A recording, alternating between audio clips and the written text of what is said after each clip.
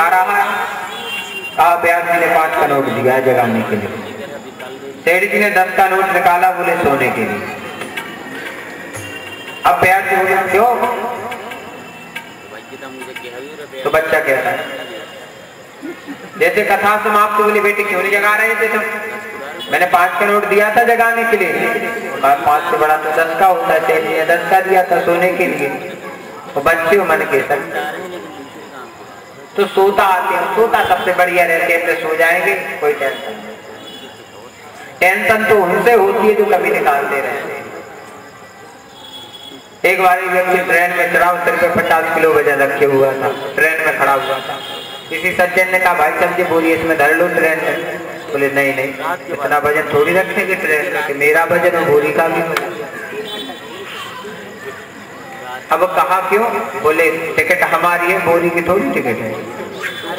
बोले चिंता है मैं सरकार से धोखा नहीं कर सकते। बोले बहुत। अरे भैया चाहे सर पे रखो चाहे ट्रेन में रखो, वजन तो ट्रेन में ही। हम जो है बाहर ठीक है।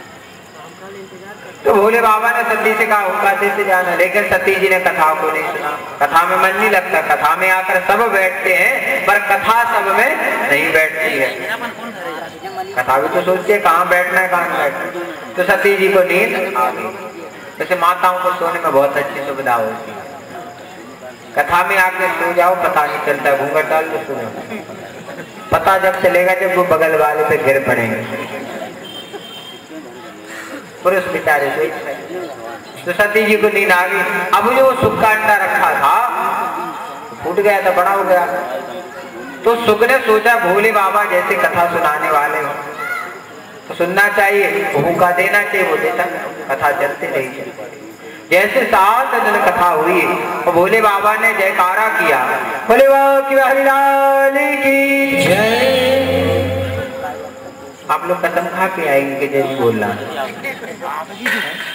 जो जय बोलता है उससे फायदा होता है, जो नहीं बोलता है उसको भी फायदा होता है। जो जय बोलता है उससे क्या फायदा होता है?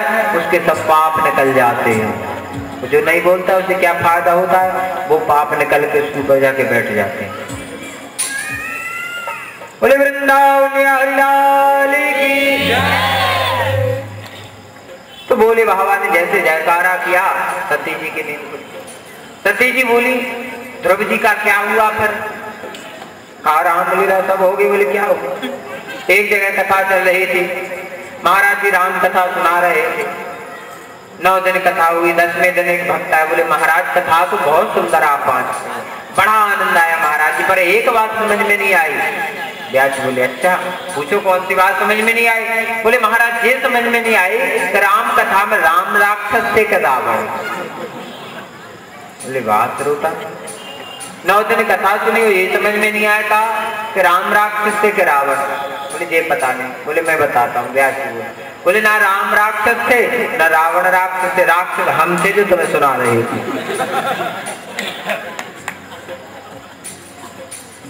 तो वही हाल हुआ यहाँ, भोले बाबा सुना रहे। बोले ध्रुव जी का क्या हुआ? पर भोले बाबा ने कहा हुक्का कौन दे रहा था? तो पीछे सुख बैठा हुआ। भोले बाबा को क्रोध आया। बोले चोरी सी कथा, क्योंकि पीछे बैठकर कथा नहीं सुननी चाहिए। भोले बाबा त्रिशूल लेकर उसके पीछे भागे। कथा क्यों सुनी? वो चोरी से सुनी। अब पक्षी भाग रहा है, कौन भोले बाबा के सामने आएगा? पक्षी भागते भागते कहाँ पहुंचे? जहां पर बद्रिकाश्रम में व्यास महाराज अपनी पत्नी पिंगला देवी का भजन कर रहे थे। और किस चीज के लिए? संतान प्राप्ति के लिए भजन कर रहे थे। जैसे उसी समय पिंगला देवी को जमाई आई और वो जो सुख था वो सीधे अंदर चला गया। भोले बाबा आए, व्यास महाराज ने देखा, सम्मान किया। आइए भोले बाबा। बोले पहले मेरे शत्रु को बाहर निकालो। बोले आपका शत्रु? और एक संत के आश्रम पर तो आएगी। बोले उसने क्या किया है? बोले कथा सुनी है। बोले क्या? बोले कौन सी कथा? कहा अमर कथा। बोले अमर कथा? बोले अमर कथा से क्या होता है? कहा व्यक्ति अमर हो जाता है। तो कहा भोले बाबा आप बिल्कुल भोले हो। बोले उसने अमर कथा को सुन लिया तो थोड़ी से कोई मार सकता है। भोले बाबा ने तो हमने विचार ही नहीं किया। बोले तो जाओ फिर। चले आए भोले बाबा। बोले बता भागती आए यहाँ तक, कोई काम ही नहीं बना। 12 वर्ष तक श्री सुखदेव जी महाराज माँ के उदर में रहे। माँ ने कहा बेटे आओ, पर सुखदेव महाराज कहते माँ मैं जैसे ही आऊंगा इस धरा पर माया मुझे जकड़ लेगी और मैं माया में रहना नहीं चाहता हूं, मैं तो भगवान का भजन करना चाहता हूं। पिता ने भी कहा पर बात को नहीं माना। जब राधा रानी ने आज्ञा दी तो राधा रानी की आज्ञा को मानकर श्री सुखदेव महाराज ने जन्म लिया इस पावन धरा पर। बोले सुखदेव जी महाराज की। अच्छा, जिनके हाथ पे हाथ उठाओ, जिनके नहीं है वे नहीं उठाना, जिनके हाथों में उठाओ, जिनके नहीं है मत उठाओ। अब जय गोष्ठी। बोले सुखदेव जी महाराज की। थोड़ी यहाँ पर ड्राइवर बने, क्लीन करके ड्राइवर बने, हमको पता है कैसे बुलवा, साथ में यही आनंद आएगा, किसी ना किसी प्रकार से आवाज निकलेगी।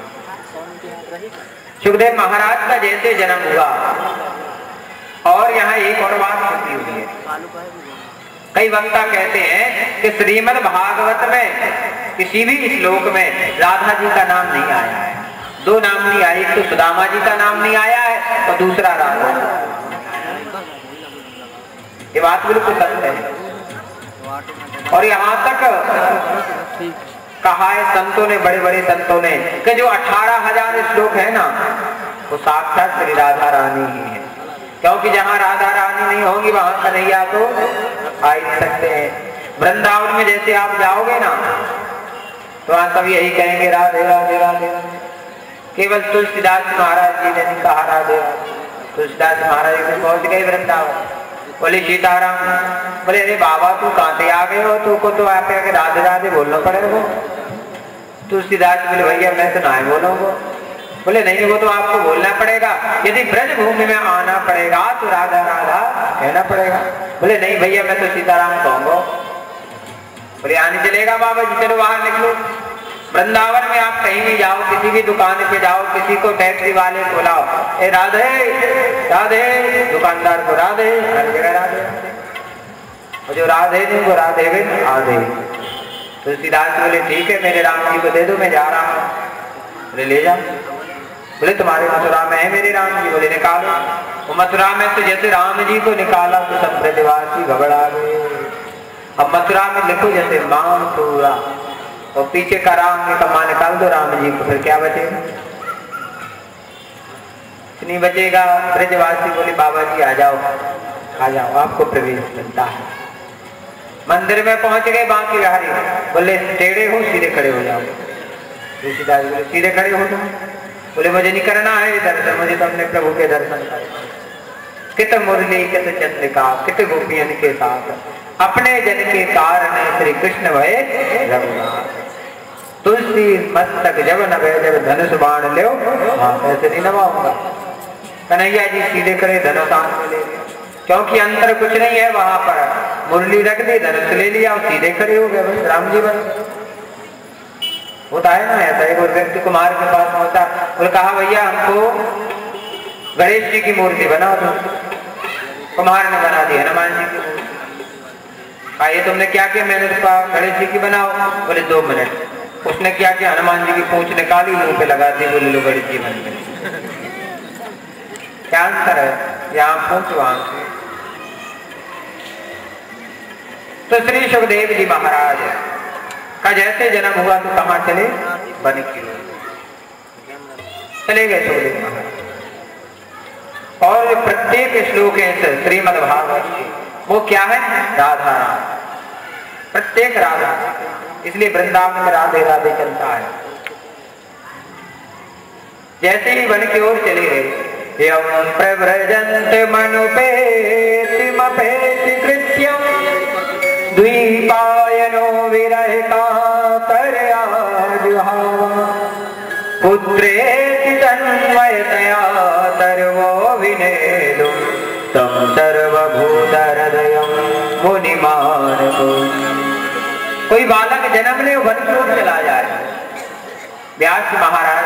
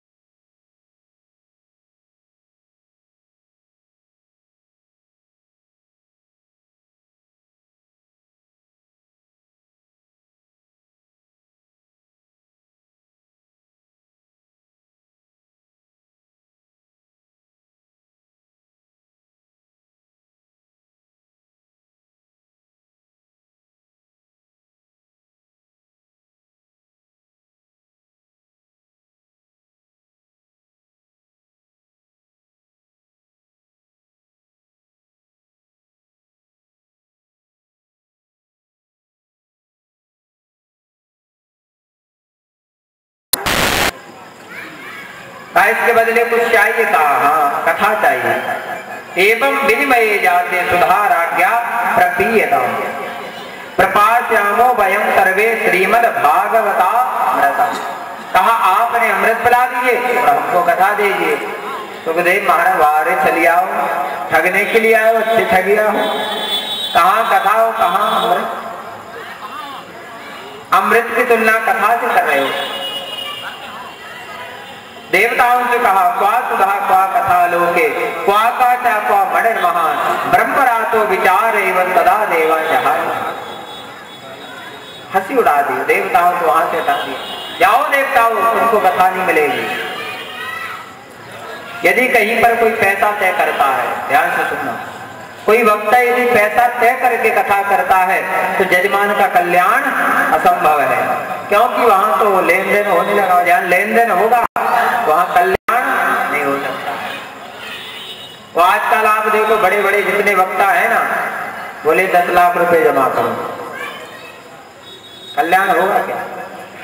जब सुखदेव महाराज ने राजा परीक्षित को कथा सुनाई, क्या कहा था? हे परीक्षित जी 10 लाख रुपया जमा करो बैंक में, अकाउंट में, कहा था?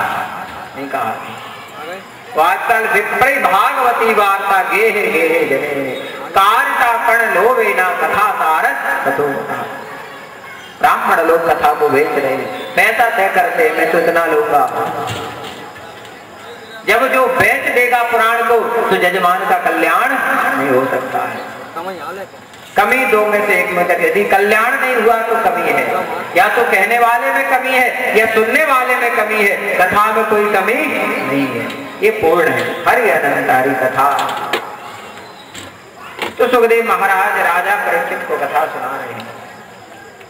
देवता चले गए, ब्रह्मा जी के पास आए। ब्रह्मा जी से कहा बताओ श्री सुखदेव महाराज ने हमको कथा दी। ब्रह्मा जी ने अच्छा कहा अमृत के बदले दी, कहा अमृत से बड़ी है क्या कथा? तो ब्रह्मा जी ने कहा चलो देखते हैं कथा और अमृत में क्या अंतर है। तो कथा चली साथ। परीक्षित महाराज के लिए आकाश से विमान आए, उसमें बैठकर चले गए। अब कथा सुनने में और अमृत पीने में क्या अंतर है? जो अमृत का पान करता है वो क्या होता है? स्वर्ग में पहुंच जाता है। स्वर्ग में बढ़िया एसी कमरा है, नल लगा गद्दा है, सेवक है, नृत्य करने वाली नृत्यांगनाएं हैं। और जैसे ही तुम्हारे पुण्य समाप्त होंगे तो वो कहेंगे हाँ सूटकेस तैयार करो, 3 दिन पहले आ जाएगा तुम्हारे पास नोटिस, बोले नीचे जाने का तुम्हें आ जाएगा।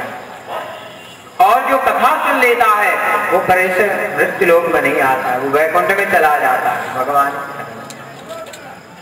तो ब्रह्मा जी ने जैसे इसका प्रभाव देखा तो कहा कि तौल कर देखे। तो एक तराजू पर श्रीमद् भागवत महापुराण और एक पर सभी पुराण रखे, 18 पुराण। नारद पुराण, लिंग पुराण, शिव पुराण, देवी पुराण, मत्स्य पुराण, गरुड़ पुराण इत्यादि जो 18 पुराण हैं सभी रखे। पर श्रीमद् भागवत का पलड़ा भारी रहा, क्योंकि इसमें भाव भरा हुआ है, ये रसकों का है। जो रसिक होगा वही इसका पान कर सकता है, कोई पैसे से खरीद नहीं सकता है कथारता है। तो ब्रह्मा जी ने कहा कि श्रीमद् भागवत से ही 7 दिन में व्यक्ति का कल्याण हो सकता है। राजा परीक्षित को श्राप मिला तो वहां एक संत नहीं थे, हजारों संत महात्मा एकत्रित हुए कि ऐसा कौन सा उपाय करें कि राजा परीक्षित की 7 दिन में मुक्ति हो जाए। तो देखा कि राम यज्ञ करने से मुक्ति हो जाएगी, कहा नहीं होगी। विष्णु यज्ञ करने से होगी, कहा नहीं होगी। रुद्र यज्ञ करने से होगी, बोले नहीं होगी। सतचंडी करने से होगी, नहीं होगी। अश्वमेध यज्ञ करने से होगी, कहा नहीं होगी। 18 प्राण सुनने से होगी, कहा नहीं होगी। पर देखा गया श्रीमद् भागवत कथा कि श्रवण करने से 7 दिन में मुक्ति हो जाएगी।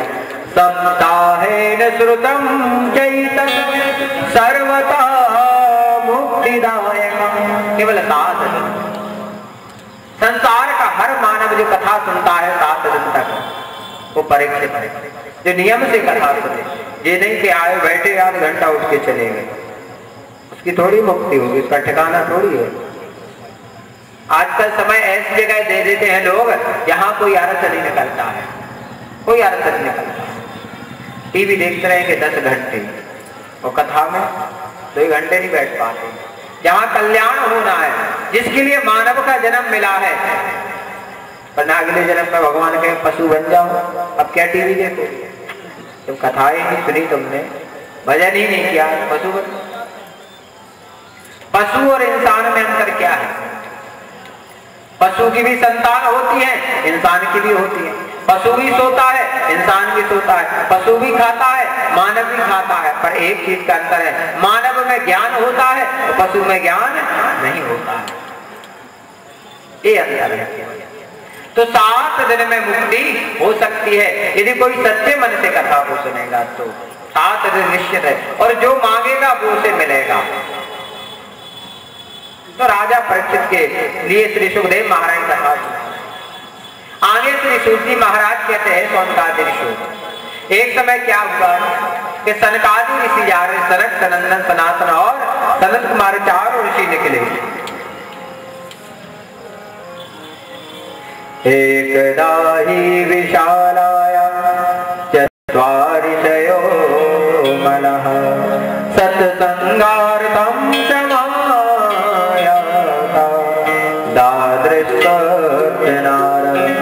एकदा ही विशालायाम चत्वारिशयो मनः। 4 छोटे छोटे बालक, आयु कितनी है? केवल 5 वर्ष। ना उससे बड़े होते हैं ना छोटे होते हैं। चले नारद जी को देखा कि संत जो भजन करने वाला, सदैव प्रसन्न रहने वाला, दूसरों को प्रसन्न करने वाला खुद रो रहा हो तो अचंभा तो होगा। एक बार एक पंडित जी गए, किसी का बेटा समाप्त हुआ, पंडित जी समझा रहे थे, मत रो, हानि लाभ जीवन मरण जस अपजस विधि हाथ, किसी के हाथ में नहीं है ये चीजें, समझा रहे थे। बोले कोई चिंता नहीं करो। एक दिन पंडित जी का ही बालक समाप्त हुआ तो पंडित जी रो रहे थे। वो यजमान निकला, बोले पंडित जी आप क्यों रो रहे हो? आप तो उस दिन ज्ञान का उपदेश दे रहे थे। बोले उस दिन तुम्हारा बेटा मरा था, आज मेरा, आज ज्ञान का तो सनकादि ऋषियों ने देखा कि नारद जी के चेहरे पर व्याकुलता, चिंता। कथम ब्रह्मन दीन मुखा कुतः चिंता करो भगवान त्वरितम गम्यते कुत्र कुतश्च गमनम्। अरे नारद जी रुको तो, क्या बात है? कहाँ से आ रहे हो, कहाँ के लिए जा रहे हो, तो क्यों दुखी हो? तब नारद जी ने कहा मैं क्या बताऊं, मेरे मन में इच्छा हुई कि मैं तीर्थों में जाऊं स्नान करने के लिए, तो मैं इन धरा पर आया मृत्यु।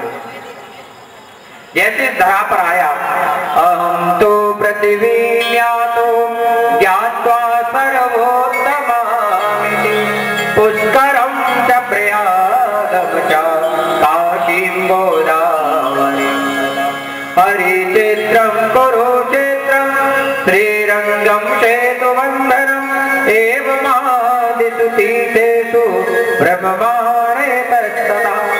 अहम तो पृथ्वी पर है। तो मैंने यहाँ पर आकर क्या देखा, ना पश्यम कुत्रचित् शर्मा मनः संतोषकारक, किसी को संतोष नहीं है। कितना भी पैसा मिल जाए पर व्यक्ति को संतोषी है ही नहीं। और पाखंड निरता संतो विरक्ता सा परिग्रह। जो संत लोग हैं, बोले कौन से संत जी हैं? बोले मौनी बाबा। और सबसे ज्यादा हल्ला वही हो रहा है। बोले शोरगुल कहाँ से हो रहा है? बोले मौनी बाबा की आश्रम से। बोले जी आश्रम किसका है, ये बिल्डिंग किसकी, ये गाड़ी किसकी है? बोले त्यागी जी महाराज की है। बताओ आप, 5 बिल्डिंग मकान है, ऐसी गाड़ी है, क्या त्याग है? बोले जी बाल गोपाल किसके घूम रहे हैं? बोले ब्रह्मचारी जी महाराज। संत लोग अधिकतर पैसे के लिए लड़ रहे हैं, भजन नहीं कर रहे हैं। कलयुग में जो संत हैं सब पैसे के लिए। देखो आप बिल्डिंग में, ऐसी गाड़ियों में, कोई जजमान बुला भी नहीं सकता है। यदि आपने गुरु बना लिया ना किसी को बड़े को, तो आप घर नहीं बुला पाओगे।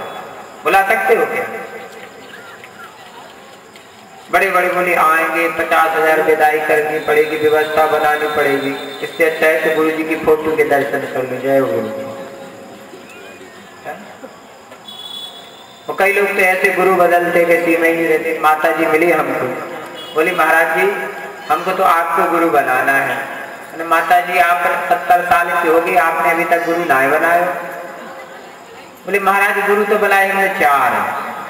4 बनाए। बड़ी भाग्यवान हो मैया तुम तो। कहा मैया जी जब हमारा विवाह नहीं हुआ था महाराज जी तो हमने बचपन में गुरु दीक्षा ले ली, लेकिन क्या हुआ महाराज जी कुछ दिनों बाद वो गुरु जी चले गए। फिर हमारी शादी होगी तो मायके में, बाद ससुराल में आए तो फिर वहां हमने दूसरा गुरु बनाया। तो वो गुरु जी बड़े अच्छे थे महाराज जी, चिट्ठी भी आती थी उनकी गुरु पूर्णिमा के दिन, लेकिन कुछ दिनों बाद वो भी चले गए। फिर मैंने तीसरा गुरु कुंभ में बनाया हरिद्वार में। महाराज जी वो वृद्ध थे, 3-4 साल जिए, वो भी चले गए। अब महाराज जी मैं आपको गुरु बनाना चाहता हूँ, तो मैंने कहा मैया जी मैं जाना नहीं चाहता हूँ। जब 3 चले गए तो चौथा मेरा नंबर है क्या? तो गुरु ऐसे नहीं बदले जाते, कई लोग बदल देते हैं, बोले वो तो समाप्त हो गए फिर से। तो कहा कि संत लोग ऐसे हो गए, पैसे के लिए लड़ रहे, झगड़ रहे। गुरु ऐसा बनाओ जो मिले जाए, कम से कम आप अपने गुरु की सेवा कर सको, दर्शन कर सको, उनके पास जा सको। ऐसा गुरु क्या बनाना है कि जिसको घर ही ना बना सको। इससे अच्छा तो हनुमान जी महाराज गुरु है। जय जय जय मान गोसाई और कृपा करो गुरुदेव की दानी। गुरु उसे बना दो आपके घर आ सके, जिसके अंदर ऐसा भाव ना हो कि गुरु के शिष्य के पास कुछ भी नहीं है तो तुम आ जाओ उसके घर, ऐसा भाव होना चाहिए। पर आजकल तो गुरु भी ऐसे हो गए जो शिष्य सबसे ज्यादा पैसा देगा उसी के यहाँ जाएंगे, बोले जी बढ़िया है तुम्हारे यहाँ आ रहे हैं। जो गरीब होगा उसकी सुनता ही नहीं है, बोले टाइम नहीं है। और आगे कहा मंदः सुमंत मतयो मंद भाग्यायुपद्रुतः। जो ज्ञानवान है, जो पढ़े लिखे हैं, उन्हें कोई पूछने वाला नहीं है। वो जो अनपढ़ है उन्हें सब पूछ रहे हैं। जो ज्ञानवान है, बेचारे पढ़े लिखे हैं, अच्छी पढ़ाई करते हैं, उन्हें नौकरी नहीं मिलती है। और कुछ लोग ऐसे हैं जो सिफारिश लगा के पढ़ाई लिखाई भी नहीं करते, पैसा देकर नौकरी करने लगते हैं। और आगे कहा तरुणी प्रभुता गेहे श्याल को बुद्धिदायक। घर में देखो तो माताओं का चलना है और साले साहब की सलाह ले रहे हैं। और जिनने साले साहब की सलाह ली ना, किसने ली पता है आपको? उनके वंश का नाश हो गया। धृतराष्ट्र जी के साले कौन थे? मामा शकुनी, वंशी नष्ट हो गए। और कन्या विप्रीणयोनोवा दंपति नाम का कल्पना, पति पत्नी में बन नहीं रही है, कलयुग में लड़ाई झगड़ा हो रहा है बात बात पर। कारण क्या है इसका? सबसे बड़ा कारण है एक तो शादी। विवाह में नियम होता है कि शादी ध्रुव तारा के रहते हो जाना चाहिए। बाद में ध्रुव दर्शन होते हैं कि नहीं? 7-5 वचन होंगे और इसके बाद मांग सिंधु सब भरा जाता है और ध्रुव तारा के दर्शन होते हैं। तो ध्रुव जी के दर्शन तो नहीं होते पर सूर्य नारायण भगवान के हो जाते हैं। और सूर्य नारायण मतलब तेज, अब तेज आ गया दोनों में तो लड़ाई झगड़ा होता है कि नहीं? तो आजकल तो ऐसा है।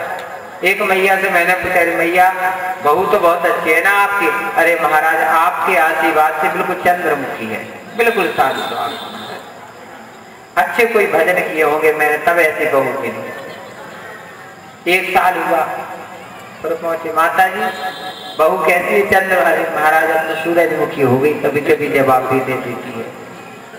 तीसरे बार अब महाराज तो ज्वालामुखी हो गई है, घर से ही निकाल दिया। यदि बात करते हैं तो जो भी उसके हाथ में होता है वो तो खींच के मिलाती है। तो विवाह सही समय पे हो जाए तो लड़ाई झगड़ा नहीं होता, पर जयमाला में तो कोई जल्दबाजी नहीं करता है। और जैसे पंडित जी विवाह अच्छे से पढ़ेंगे, पंडित जी थोड़ी जल्दी कराओ धूप हो रही है। पंडित जी कहते मेरा क्या जाता, मेरी दक्षिणा तो पक्की है। लड़ाई झगड़ा होगा तो तुम दोनों का होगा। तो विवाह तब होना चाहिए ध्रुव तारा के रहते हुए विवाह हो जाना चाहिए। शादी पहले कर लो, जयमाला बाद में करते रहो। कहीं लिखा नहीं है जयमाला का विधान। कोई भी यदि कोई पुस्तक में हमको बता दे कि ये जयमाला लिखी है। स्वयंवर में जयमाला का वर्णन आया है।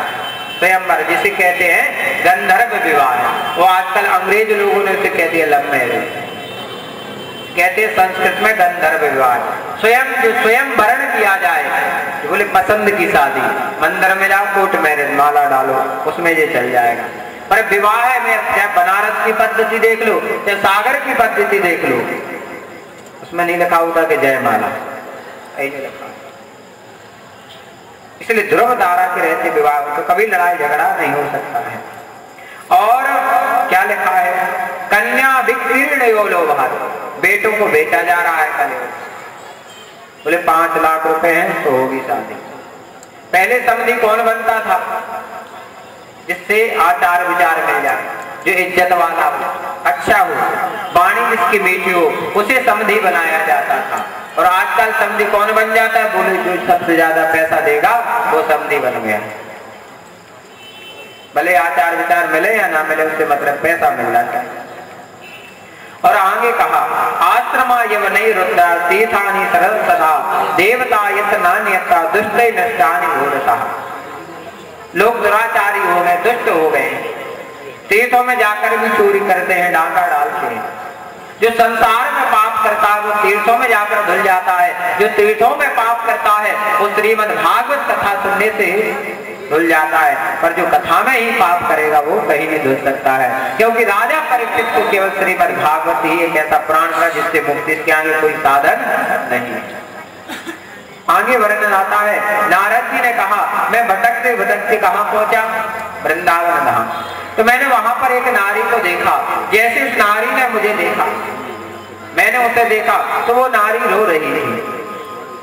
अब मैंने सोचा इस नारी के पास जाकर पूछूं कि आप क्यों रो रही हो मैया। तो वहां बहुत सारी माताएं बैठी होंगी, जहां बहुत सारी माताएं बैठी हो वहां पुरुष को नहीं जाना चाहिए बिना बुलाए। नारद जी ने कहा मैं तो संत हूँ, यदि चला गया तो माता जी तुम यहाँ कैसे आए, चलो हटो यहाँ से। तो नारद जी देख रहे थे, जैसे उस नारी ने देखा तो नारद जी से कहा, भो भो साधु चरणम तिष्ठा मचिंतामपि नाशया दर्शनम तव लोकस्य सर्वदा गेहरम परम। हे संत महात्मा जी, आप यहाँ आए, मैंने सुना है कि संतों के दर्शन करने से सारे पाप नष्ट हो जाते, समस्या का समाधान हो जाता है। कहा माँ आप कौन है, और आपके पास ये 2 वृद्ध पुरुष लेटे ये कौन है। कहे मेरे पुत्र ज्ञान और वैराग। आपके पुत्र वृद्ध ज्ञान वैराग हो ही नहीं सकता है माँ। माँ की आयु 35 वर्ष और पुत्रों की आयु हो 80 वर्ष, ये तो असंभव है। कहा माँ कैसे हुआ है। तो कहा भक्ति माता ने कि मेरा जन्म हुआ द्रविड़ देश में, द्रविड़ देश में मेरा जन्म हुआ। उत्पन्ने द्रविड़म साहम वृद्धम कर्णाटके गता, कुचित कुचित महाराष्ट्र से गुर्जरी कर्नाटक में आई बड़ी, कहीं कहीं महाराष्ट्र में सम्मानित हुई। जैसे ही मैं इस वृंदावन में आई तो मैं तो जवान हो गई, पर मेरे दोनों बेटे वृद्ध, क्योंकि वृंदावन में ज्ञान की पूजा नहीं है, पूजा है केवल भक्ति की। और वृंदावन में भक्ति चलती है, ज्ञान का कोई महत्व नहीं है। ऐसा है वो वृंदावन धाम। जैसी भक्ति का माता ने ऐसा कहा तो नारद जी ने भक्ति माता को प्रणाम किया। कहा माँ आप चिंता ना करें, मैं आपके दोनों पुत्रों का उपाय करता हूं। तो नारद जी ने क्या किया, वेद सुनाए, ऋग्वेद, यजुर्वेद, सामवेद, कोई प्रभाव नहीं। जैसे गीता का उपदेश दिया तो थोड़े उठे फिर ले गए। नारद जी को चिंता हुई मन में कि मैं तो इन शास्त्रों को बहुत बड़ा मानता था, लेकिन सब छोटे पड़े, कोई प्रभाव नहीं। नारद जी चले गए। नारद जी आगे बढ़े तो संत लोग देखते नारद जी को तो भाग जाते, यदि कोई मिल भी गया तो मौन धारण कर लेते। बोले नारद जी से थोड़ी हम ज्यादा बड़े ज्ञान माने। कहा आप मेरा तो मौन चल रहा है। तब नारद जी ने तप किया तो आकाशवाणी हुई कि हे नारद जी आप सत्कर्म करें। और सत्कर्म क्या है, सत्कर्म है श्रीमद् भागवत। श्रीमद् भागवत कथा के श्रवण करने से ज्ञान और वैराग्य जवान हो जाएंगे। सत्कर्म सोच कोनोनम ज्ञान यज्ञ स्मृतो बुधै श्रीमद् श्रीमद् भागवतालापः सतु गीता सुखादिवे। सुखदेव महाराज ने राजा परीक्षित को तब नारद जी ने सनकादि से कहा, तब सनकादि ऋषियों ने नारद जी से कहा कि मैं आपको श्रीमद् भागवत कथा सुनाता हूँ, आप चिंता मत कीजिए, अब कहीं जाने की आवश्यकता नहीं है। और श्रीमद् भागवत कथा जिसे सुनने के लिए मिल जाए बड़ा बात है। पावन गंगा का है। नारद जी ने बढ़िया बालू का सिंहासन बनाया, बालू के सिंहासन 4 बनाए, एक सिंहासन पर सनक सनंदन सनातन सनत्कुमार चारों बैठे, 4 कथा प्रारंभ हुई। भक्ति माता ज्ञान वैराग्य बैठे। जैसे लोगों को पता चला, क्योंकि जो कथा प्रेमी हो उन्हें कथा से मतलब होता है, उन्हें इस चीज से मतलब नहीं होता है कि कौन कथा करा रहा है, भाग्य अच्छा है कि कथा हो रही है। तो संतों को जैसे पता चला तो संत लोग दौड़े। भृगु वशिष्ठ चवनस्य गौतम मेधातिथिर् देवल देवरातम रामस्तथागादिसुतोश्च साकलो मृकंड पुत्रो जप पिप्पलानां। भृगु वशिष्ठ चवन गौतम चारों संत महात्मा दौड़े चले आए, क्योंकि जो कथा प्रेम होती। यहाँ तक वेदांतानि का वेदाच्या वेद भी चले आए, तंत्र मंत्र चले आए, 10 सप्त पुराणानी जो 18 पुराण थे वो भी कथा सुनने के लिए आए। और कथा सुनने के और भी आए, सारी नदी आए, गंगा सरितस्तत्र पुष्करादि सरांशा क्षेत्राणि चादिशा सर्वा दंडकादावनेशा। नदियां दौड़कर चली आई, क्षेत्र दिशाएं वन भी दौड़े चले आए। और कथा का तो ये बताया गया है कि सदा से प्यार श्रीमद् भागवती कथा। कथा का कोई समय नहीं है, किसी भी समय आप कथा श्रवण कर सकते हैं, किसी भी दिन। यस्या श्रवण मात्रेण हरिश्चित्रम। अब श्री सनकादि ऋषि कथा सुना रहे नारद जी को, भक्ति ज्ञान वैराग्य। जैसी कथा प्रारंभ हुई, पहले दिन की कथा हुई तो ज्ञान वैराग्य उठकर खड़े हो गए, बैठ गए। वृद्ध थे लेकिन ताकत आ गई कथा श्रवण करें। और जैसे 7 दिन की कथा हुई तो वृद्ध पर चला गया तो युवावस्था आगे नवी। भक्ति सुतौ तो तरुणं गृहीत्वा प्रेमजिक रूपा सहसा विराशी श्री कृष्ण गोविंद हरे मुरारे नाते नामानि मुहुर्मुहुः। ऐसा प्रभाव पड़ा कथा का कि ज्ञान और वैराग्य जवान हो गए और ऐसी लगन लगी भगवान से, नाचने लगी खड़े हो गए।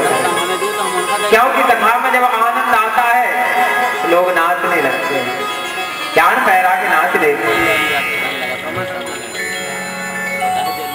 लागी लगनो मत तोड़ना प्यारे, लागी लगनो मत तोड़ना प्रभु जी मोरी लागी लगन मत तोड़ना, प्रभु जी मोरी लागी लगन मत तोड़ना, लागी लगन मत तोड़ना प्यारे, लागी लगन मत तोड़ना प्रभु जी मोरी लागी लगन मत तोड़ना, प्रभु जी मोरी लागी लगन मत तोड़ना।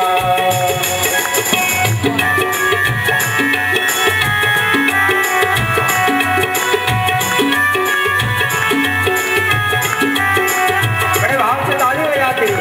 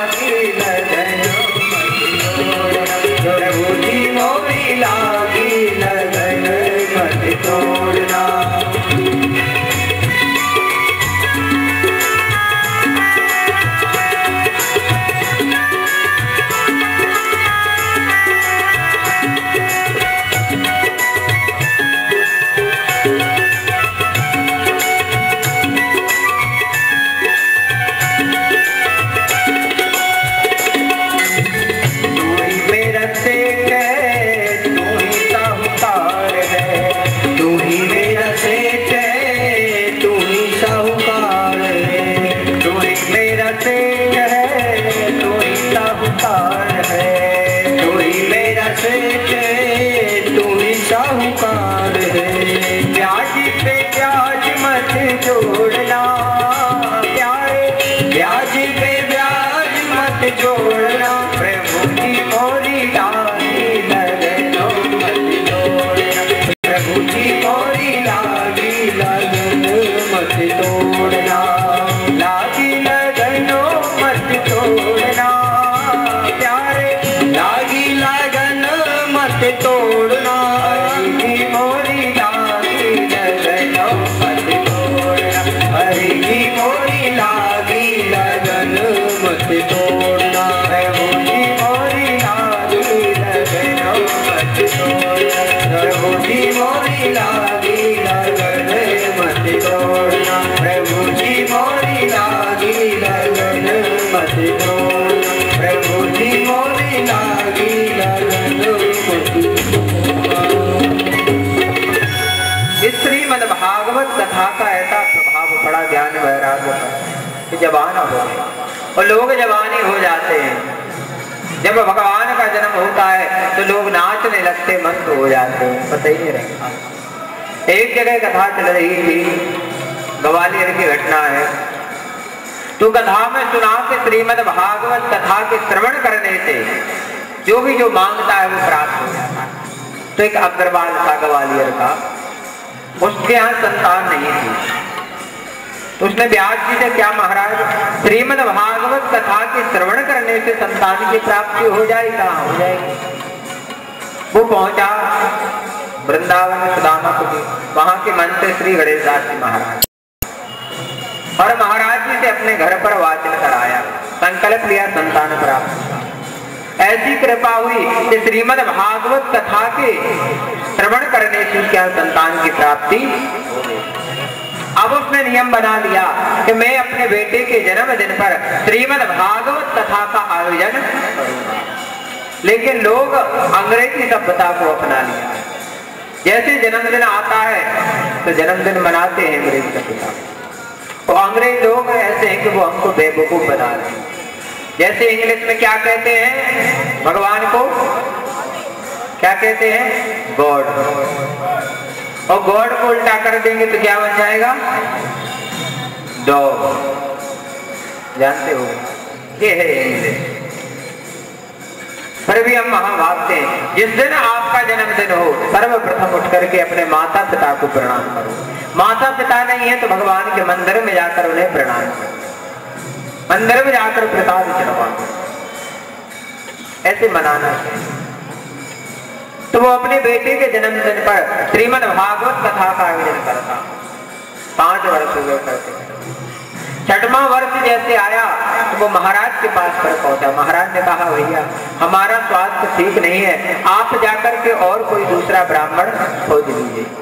कहा, महाराज आप ही बताइए कहाँ मिलेगा ऐसा विद्वान?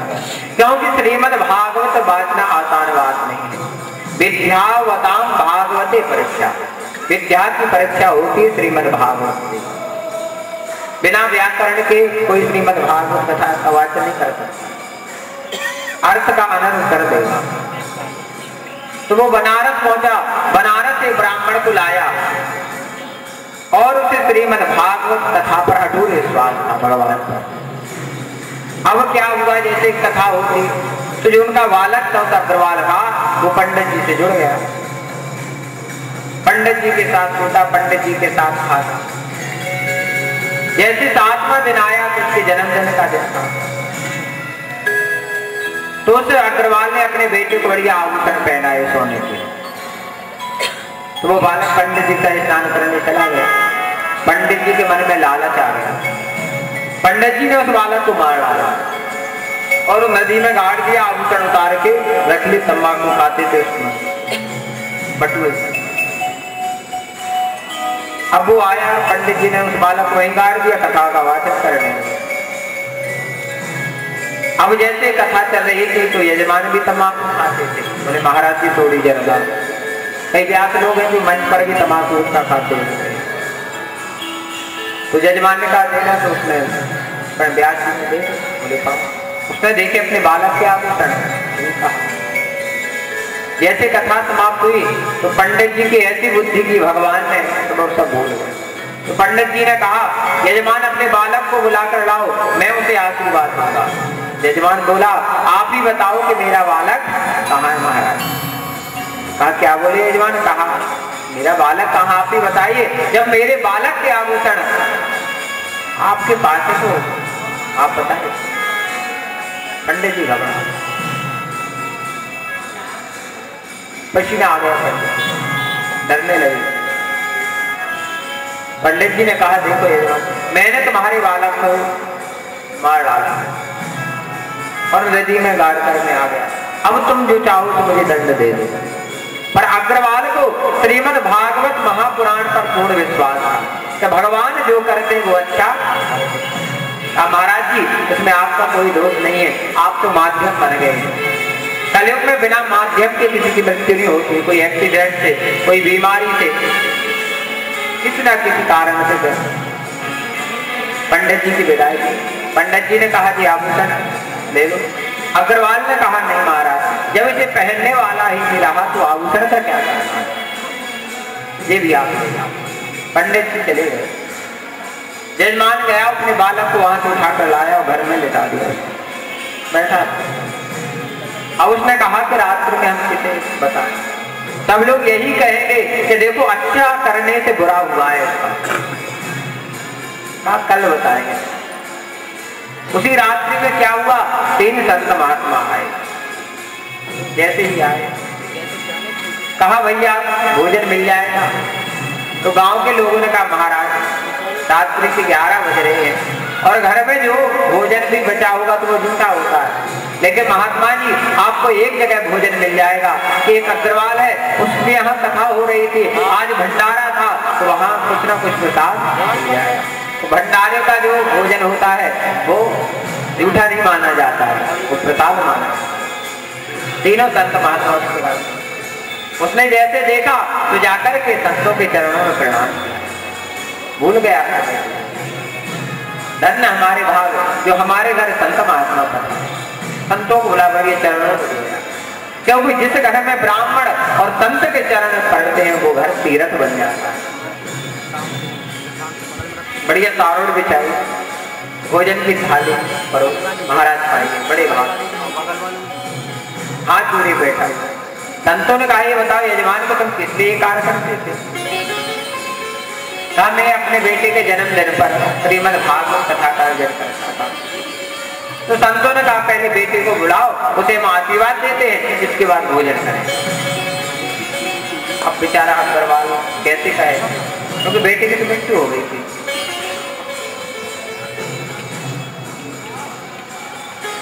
तो अग्रवाल ने कहा, हे महात्मा, बेटा सो गया है, थक गया था, खेलते खेलते सो गया, आप भोजन के। संत नहीं भोजन करेंगे, पहले बेटे को लाओ, आशीर्वाद देंगे तब भोजन करेंगे। यदि कोई संत या ब्राह्मण आपके कुछ भी खाता है तो देकर भी जाता है।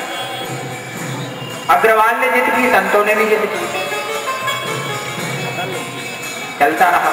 संतों ने कहा, हम चले जाएंगे, आपके घर भोजन नहीं करेंगे। अग्रवाल ने कहा, नहीं महाराज, ये तो बड़ा पाप हो जाएगा, अनर्थ हो जाएगा कि मेरे घर से संत लोग भूखे चले जाए। मैं जाता हूँ अपने बेटों को। और जैसे वो अग्रवाल अंदर गया, उसने दरवाजा खोला तो क्या कमरे में देखता है कि मृत बालक खेल रहा है। उसकी आंखों में आंसू आ गए। उसने जाकर के अपने बेटे को उठाया, हृदय से लगा लिया कि जय हो प्रभु, आपने इतनी बड़ी कृपा की। तो बाहर आकर देखा तो तीनों संत महात्मा अंतर ध्यान। दूसरे दिन वो अपने बेटे को लेकर वृंदावन पहुंचा, महाराज भक्तमाली जी के पास। कहा, महाराज ये भगवान की लीला मेरी समझ में नहीं आती, ऐसा चमत्कार मैंने आंखों से देखा, लेकिन क्या हुआ? महाराज मेरा बेटी की तो मृत्यु हो गई थी, पर जीवित भगवान ने कैसे कर दिया? मैं तो ये पूछना चाहता हूँ हे महात्मा जी कि आप ये बताए दीजिए कि वो 3 संत महात्मा कौन थे जो मेरे बेटे को बचाने के लिए आए? ध्यान लगा, अरे भक्तराज, वो 3 संत नहीं थे, वो ब्रह्मा विष्णु महेश तुम्हारे घर आए थे, क्योंकि तुम्हें श्रीमद् भागवत कथा पर पूर्ण विश्वास था। और जिसे विश्वास होगा उसी को फल मिलेगा। एक बिहारी मंदिर में तो दूसरे प्रत्यक्ष है, क्योंकि श्रीमद् भागवतात् प्रत्यक्षा कृष्ण ये देवी। श्री राम भगवान के जाने का सबको पता है, पर कन्हैया कहाँ गए बात का पता है, वो नहीं गए छोड़कर, वो यही श्रीमद् भागवत कथा में विराजमान हो गए। और जहाँ एक कथा होती है ना, वहाँ आनंद ही आनंद बरसता है। बोले वहाँ की हरिलाल की।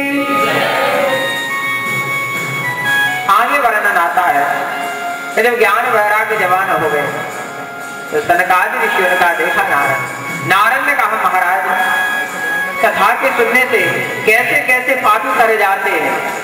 सनकादि ऋषि कहते हैं, मैं तुम्हें सुनाता हूँ कथा। हे मानवा पाप करता तू सर्वदा, सदा दुराचार रता विमार्गा, क्रोधाग्नि दग्धा कुटिलशिका विना, सप्ता यज्ञेन कलो गुणम्। जो मन से पाप करता है, पाप करता तो सर्वदा, सदा दुराचार करता है, कुमार तो गलत रास्ते पर, क्रोध अग्नि दग्धा, जो क्रोध की अग्नि में जलता है, कुटिलस्य कामी, जो कुटिल है कामी है, ऐसे व्यक्ति 7 दिन की कथा सुनने से डर जाते हैं। क्रम मध्य चारों संतों ने 4 श्लोक। आगे कहा, मैं तुम्हें एक पावन कथा सुनाता हूँ। एक ब्राह्मण थे जिनका नाम था आत्मदेव, जो मृत्यु लोक के द्वितीय सूर कहा गया है। आत्मदेव पुरे तस्मिन् सर्व वेद विशारदः, स्रो तस्मात् सुनिष्णातो द्वितीय एवं भास्करा, द्वितीय सूर्य बनते लोग। आत्मदेव सदैव भगवान का भजन करने वाले, त्रिकाल संध्या करने वाले। इनकी पत्नी का नाम धुंधली, बड़ी टेढ़ी। कर्मकांड के ब्राह्मण को पत्नी अच्छी मिल जाए ये बड़े भाग की बात है। धुंधली बहुत टेढ़ी। एक दिन एकादशी तिथि आई, देवोत्सवी एकादशी, तो आत्मदेव गन्ना लेकर आ रहे थे, 5 गन्ने। गांव वालों ने मांगी तो देते गए, देते घर तक पहुंचे 1 गन्ना। धुंधली ने कहा, क्यों 5 गन्ने लेकर नहीं आए? कहा, लाया तो था मैं 5, पर बट गए 1 बट। गुस्सा आया, उसने वो गन्ना लिया, अपने पति में जोर से लगाया, 2 भाग हो गए। आत्मदेव ने कहा, देखो मेरी पत्नी कितनी अच्छी, एक आप खुद के लिए, एक हमारे लिए, 2 भाग कर ली। बहुत ये भगवान सब कुछ था आत्मदेव के यहाँ, पर संतान, और जिस घर में संतान ना हो वो घर संतान जैसा लगता है। बिना बच्चों की किलकारियों की आनंद अच्छा नहीं लगता, बुरा लगता है। आत्मदेव महाराज के घर एक व्यक्ति आया, कहा, महात्मा जी ये आपके घर तुलसी का पौधा सूखा क्यों, ये गाय बांझ क्यों है? लगता है आपने संतान है इस वजह से। आत्मदेव को बड़ा दुख हुआ, वो आत्मदेव वन के लिए चले गए। एकदा साधु जो दुखा ग्रहं त्यक्त्वा वनं गता, मध्याह्ने त्रसितो जात तडागं समुपेयवा। बड़ा दुख हुआ, वन के लिए और प्यास सताने लगी। एक सरोवर के पास आए, आंखों में आंसू। एक संत ने देखा और जाकर कहा, हे महात्मा जी को रोज कथम रोदसी विप्रो त्वम काते चिंता वलीयसी, वदत्वं सत्वरं मह्यं स्वस्य दुःखस्य कारणम्। कथम रोदसी विप्रा, हे ब्राह्मण देव, आपके चेहरे पर तेज दिखाई दे रहा है, आप रो रहे हैं, क्या बात है? हाथ जोड़कर कहा, नहीं महात्मा, सब कुछ भगवान ने मुझे दिया है, पर एक संतान। कहा, देखे जीवितम प्रजाहीनम दिग्रहम संतति प्रजांगनः, दिग्धनम चान भक्तस्या दिक्कुलम संतति विराम। शरीर हो, शरीर में से प्राण निकल जाए, ध्यान सुनना, शरीर से कोई प्रेम नहीं करता। जब तक इस शरीर के अंदर प्राण रहेंगे सब प्रेम करेंगे, और जिनसे प्राण निकल जाएंगे कोई प्रेम नहीं करेगा इस शरीर से। वही हाथ है, वही पैर है, वही चेहरा, सब कुछ वही है, पर उसमें से आत्मा निकल गई, कोई महत्व नहीं। फिर कहा प्रजा ही राजा हो प्रजा ना, तो राजा भी किसी का देख रहा। मकान बहुत बड़ा हो, रहने वाला कोई ना हो, तो मकान भी देख। धनम चाहन मत, धन बहुत हो, कोई खर्चा करने वाला ना हो, तो धन भी बेकार है। और देख कुलम संतति मेरा, जिस घर में एक संतान कुल भी। हे महात्मा जी, मैं तो इतना भागा हूँ कि मैं जिस गाय को पालता हूँ, पाल लेते या मया धेनु सावध्या सर्वदा, वो बात यो मया रोप तो वृक्ष तो पिबंध्या, मैं जिस पौधे को लगाता हूँ सूख जाता है। संत जी ने कहा एक काम करो, आप भगवान को अपना पुत्र बना दो। कहा नहीं महाराज, आप तो मुझे पुत्र दीजिए, वरना मैं आपके सामने प्राण त्याग दूं। तो संत ने कहा ठीक है, फल लिया। कहा महाराज मैं आपको फल देता हूं, पर इस फल के कुछ नियम है, संतान प्राप्त हो जाएगी, पर आपकी पत्नी को कुछ नियम करने पड़ेंगे। सत्यम सोचम दया दानम मेघ वक्तम वर्षावधि स्त्रिया कार्यम तेन पुत्रो अति निर्मला। आपकी पत्नी कभी झूठ ना बोले, तो जब पवित्रता से रहे, दान करे, दया, कभी क्रोध ना करे, और एक वर्ष में जितने व्रत होने करें, सब संतान की प्राप्ति हो जाएगी। आत्मनिवेद फल को लिया, घर पहुंचे, अपनी पत्नी धुंधली को वो फल दिया, बोले खाओ, इससे संतान की प्राप्ति हो जाएगी। हाथ से चले, धुंधली को बड़ी चिंता हुई, विचार करने लगी वो, यदि मैंने फल का भक्षण कर लिया, फल भक्षेण गर्भास्याद गर्भेणो दरवृद्धिता स्वल्प भक्षण ततो सक्तिर ग्रह कार्यम संभव। यदि मैंने इस फल का पान कर लिया तो मेरा पेट बड़ा हो जाएगा, पेट जब बड़ा हो जाएगा तो मैं भोजन कम करने लगूंगी, तो मैं कमजोर हो जाऊंगी। दैवाद घाटी ब्रजेत ग्रामे पलायेत गर्भणी कथम। यदि गांव में किसी ने आग लगा दी तो सब लोग भाग जाएंगे, मैं भाग नहीं पाऊंगी तो मैं मर जाऊंगा। और सुखदेव महाराज की तरह यदि 12 वर्ष पेट में रहेगा तो और मर जाऊंगा। सुख बन्य से गर्भस्थम कुक्षे और का लाल ने पाल ने दुख प्रसूतायस वर्तते बंध्या वा विधवा नारी सुखी ने चेत में। वह लालन पालन कौन करेगा, और जो प्रसव पीड़ा होती है उसे सहन कौन करेगा। इसलिए धुंधली कहती है बंध्या वा विधवा नारी सुखी ने चेत में। मैं तो कहती जो बंध्या है और जो विधवा है वो सुखी है। धुंधली ने कहा। उसकी एक सखी आ गई, सखी का लिखा है पुराण, बहन का तो लिखा ले, कुछ लोग बहन भी बताते। कहा क्या बात है बहन बताओ। तो धुंधली क्या बताऊं, ना जाने स्वामी जी कहाँ से फल ढूंढ के लाए, बोले पालो संतान हो गए। अब विश्वास भी है और नहीं भी है।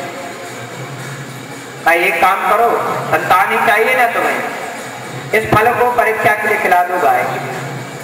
और मेरे यहाँ 8 माला फूट चुके, 9वां होने वाला है। तुम्हारे यहाँ धन है तो संतान नहीं है, मेरे यहाँ संतान है तो धन नहीं है। आप मेरे पति को पैसा दे देना, ले देना, और घर में करना नाटक। नाटक मतलब पेट पे कपड़े बांध लेना, और 9 माह है घर से बाहर नहीं निकलना। धुंधली ने वही कार्य किया, और भगवान की ऐसी कृपा हुई, ठाकुर जी की कृपा। फिर 9वें महीने में जो गाय थी ना, उसने एक बालक को जन्म दिया। उसके बिल्कुल कान से बिल्कुल गाय जैसे। नामकरण हुआ तो नाम रखा गया गोकर्ण। गो माने गाय, कर्ण माने कान। जिसके गाय जैसे कान से कहते हैं गोकर्ण। इधर धुंधली ने वो बेटा ले लिया। अब आत्मदेव को बड़ी खुशी हुई, लेकिन कलयुग में आज भी ये बात चल रही है, लोग बेटे के जन्मदिन पर खुशी मनाते हैं।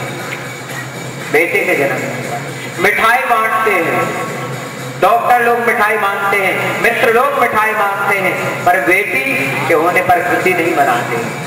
और बेटी ही काम में आती है, बेटा नहीं आता है। बेटी यदि घर में 8 रोटी खाती है तो उसकी मेहनत भी करती है, और बेटा तो बड़े अच्छे कपड़े पहने घर से निकलेगा कोई। आत्मदेव को बड़ी खुशी बेटे को होने का। ब्राह्मणों को बुलाकर दान दक्षिणा बांटी गई, गौदान की गई। अब नामकरण का समय आया तो आत्मदेव ने कहा मेरा नाम आत्मदेव है, मैं अपने बेटे का नाम रखूंगा परमात्मदेव। धुंधुली का वासन 9 माह पेट में मैंने रखा और नामकरण संस्कार आप करोगे, ये नहीं चलेगा। कहा मेरा नाम धुंधली, मेरे बेटे का नाम धुंधकारी, जैसा नाम वैसा काम। आजकल भी ऐसे ऐसे नाम रखते जाते हैं जिनका कोई अर्थ ही नहीं निकलता है। बोले नाम रख दिया लड़कियों, बोले पिंकी, चिंकी, डॉली, बबली, क्या अर्थ निकलते इसके? लड़कों के नाम रख देंगे। नाम ऐसे होने चाहिए, नाम रख दिया लड़कों, बोले पप्पू, नाम क्या है लड़के में? डब्लू। इसका क्या अर्थ निकलेगा? कोई अर्थ नहीं। जैसे किसी बच्ची का नाम है पिंकी और वो 90 साल की हो जाए बूढ़ी, पर उससे कोई जाके कहे पिंकी, तो अच्छा लगेगा? नहीं लगता। कोई दादाजी 90 साल के हो जाए, उनका नाम हो डब्लू है, और द्वारे पे बैठे तो कोई जाके कहे डब्लू, तो अच्छा लगेगा? नाम ऐसे हो जो भगवान से जुड़े हो कि जन्म के समय भी लो और अंत समय तक भी लेते रहो। जैसे मनमोहन, गोविंद, राम, कृष्ण, ऐसे नाम होना चाहिए कि कम से कम बेटे का नाम लोगे तो भगवान का नाम तो आएगा जवाब।